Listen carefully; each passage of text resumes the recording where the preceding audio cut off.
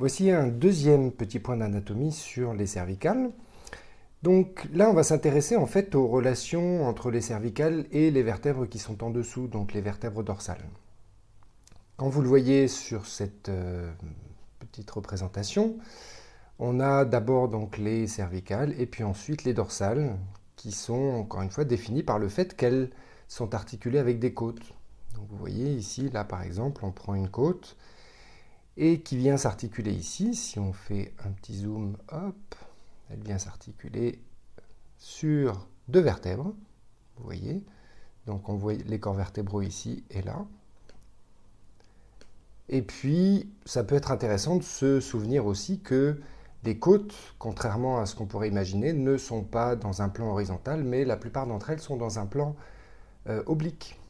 Donc là, vous pouvez imaginer, voilà, là on va s'éloigner de nouveau, on a une personne avec un morceau de la côte qui vient ici, qui fait le tour et qui va, donc là, la partie bleue qu'on voit ici, c'est à l'avant, c'est sous la poitrine. Donc les vertèbres dorsales, par définition, doivent interagir avec des côtes pour leur mouvement. Donc quand on va en flexion, en flexion latérale, en rotation, eh bien tout ça fait intervenir les côtes.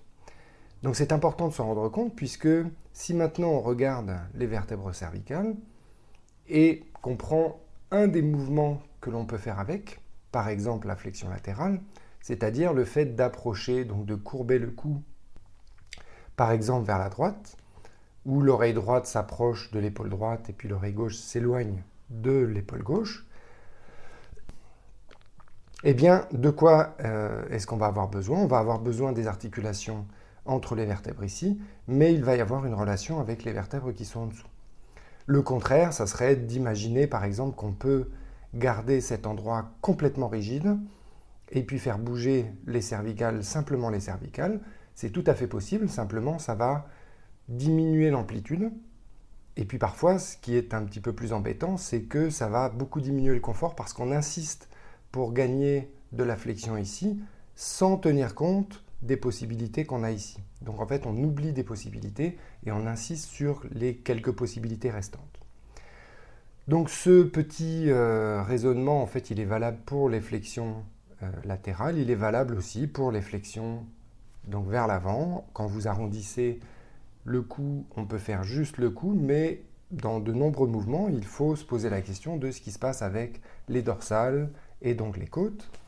La même chose pour l'extension. Quand vous regardez vers le plafond, ça peut être juste les vertèbres cervicales, mais ça peut être aussi les dorsales. Et donc, il faut se poser la question de ce qui se passe avec les côtes, le sternum.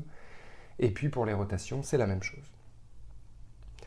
Donc, je prépare une petite exploration sensorielle pour, si vous voulez, alimenter votre exploration. Et j'espère que ça vous permettra d'avoir une nuque dans une santé incroyable.